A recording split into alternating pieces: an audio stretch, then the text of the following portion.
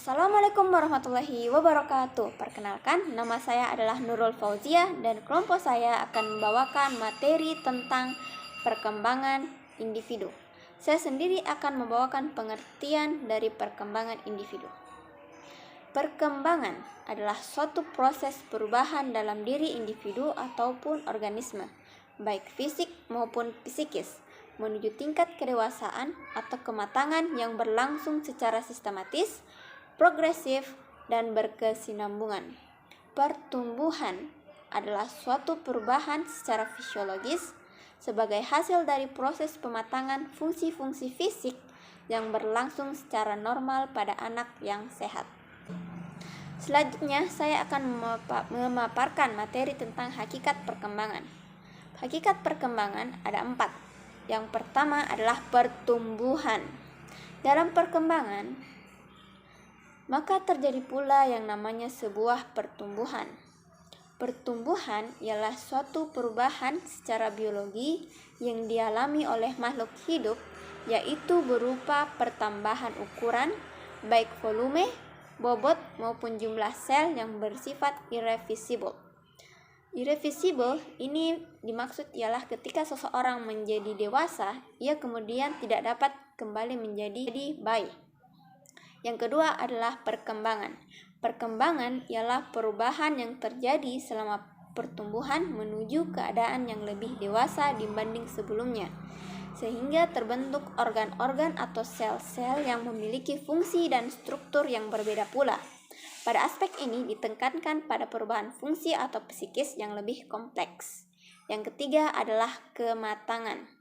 Setiap individu pasti mengalami yang namanya pertumbuhan atau perkembangan. Pertumbuhan yang dialami adalah pertumbuhan fisik dan mental. Namun, kenyataannya sering kita jumpai orang yang matang secara fisik atau usia, tapi mentalnya itu tidak matang. Orang yang tidak dewasa atau tidak matang ini bisa menghambat pertumbuhan orang lain yang ada di sekitarnya. Selain itu, kerugian dari ketidakmatangan ialah dapat menghambat dalam masa depan karena dia akan mengalami kesulitan dalam bergaul dan dalam melakukan setiap peran kehidupan yang dimilikinya. Yang keempat ialah perubahan.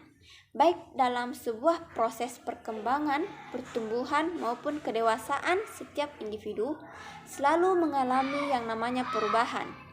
Konsep perubahan dalam perkembangan di sini menjelaskan bahwa setiap perubahan yang ada dalam diri individu, baik dalam hal bentuk fisik, pola pikir maupun kedewasaan itu sendiri ialah bagian yang penting yang mau tidak mau akan dilalui oleh setiap manusia sebagai sesuatu yang berkesinambungan.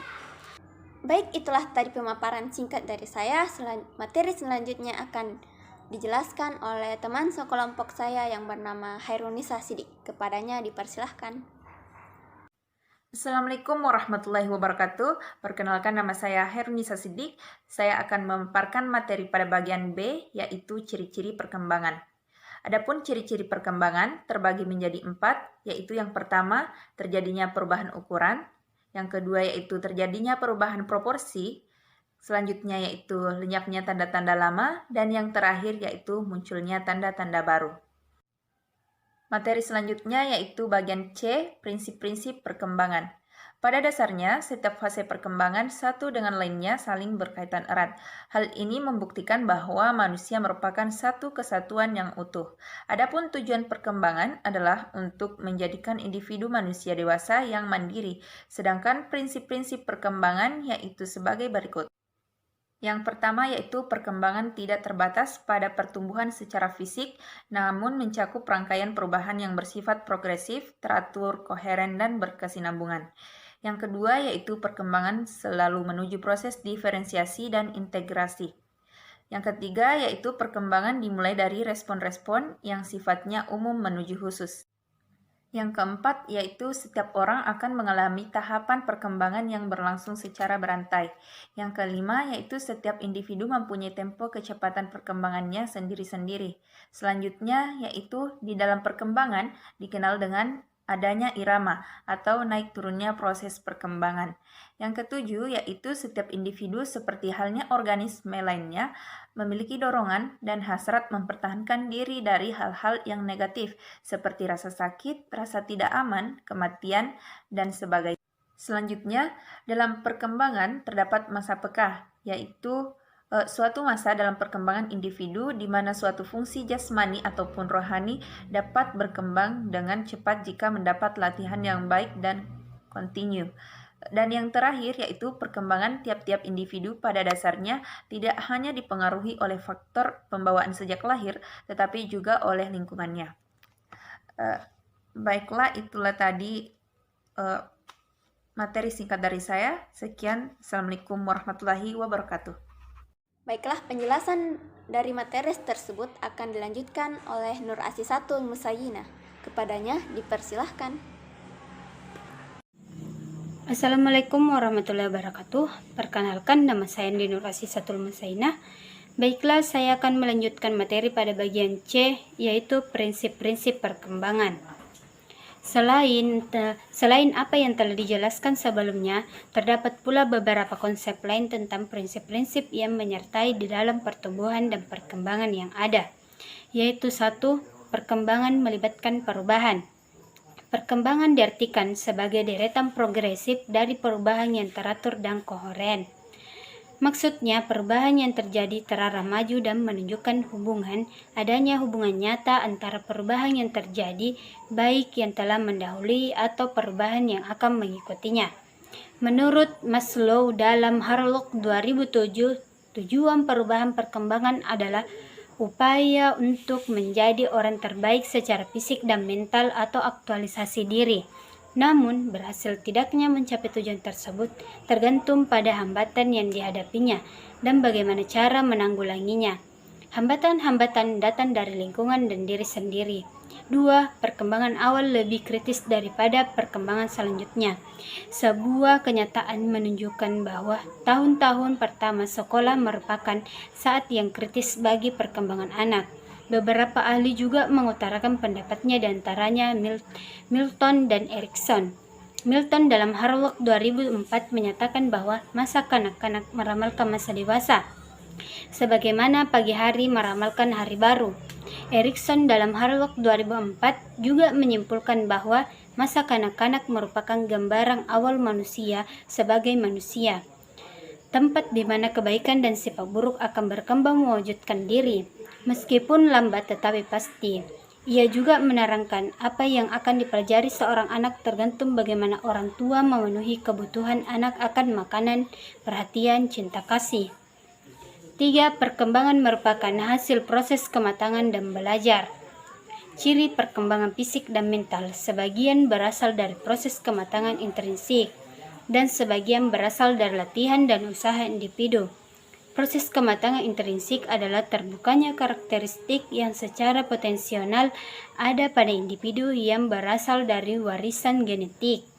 Dalam fungsi filogenetik atau fungsi umum ras, misalnya merangkak, duduk, dan berjalan, perkembangan berasal dari proses kematangan.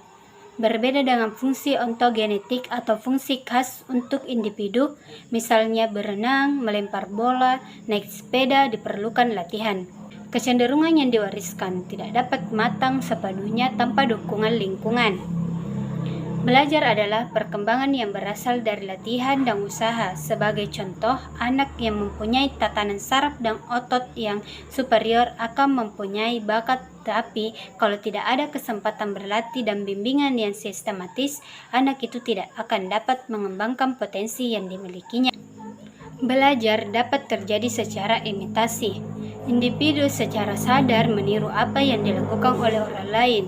Identifikasi atau sebagai suatu usaha individu untuk menerima sikap, nilsi, motivasi, dan perilaku orang yang dihormati atau dicintainya. Sekian dan terima kasih. Baiklah, materi selanjutnya akan dijelaskan oleh Aisyah Wardani. Kepadanya dipersilahkan. Faktor-faktor yang mempengaruhi perkembangan individu.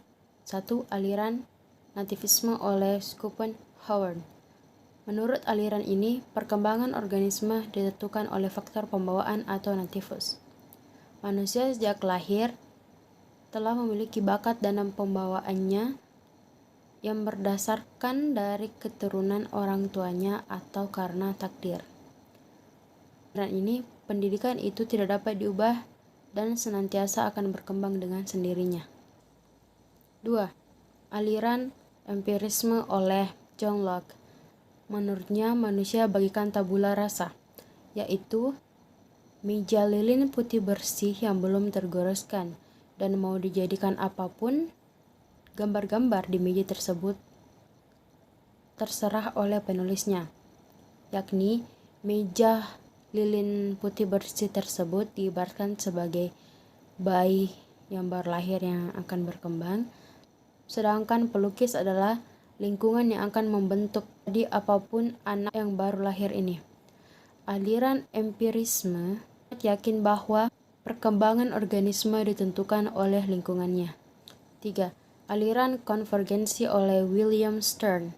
Menurut aliran ini, baik faktor pembawaan atau faktor lingkungan sama penting bagi perkembangan individu.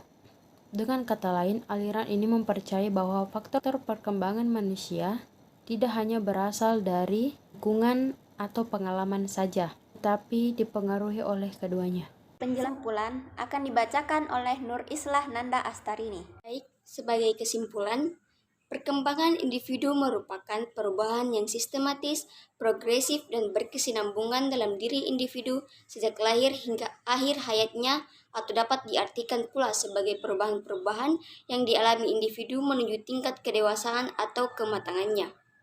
Baiklah, itulah tadi pemaparan dari kelompok kami. Terima kasih karena telah menonton. Wassalamualaikum warahmatullahi wabarakatuh.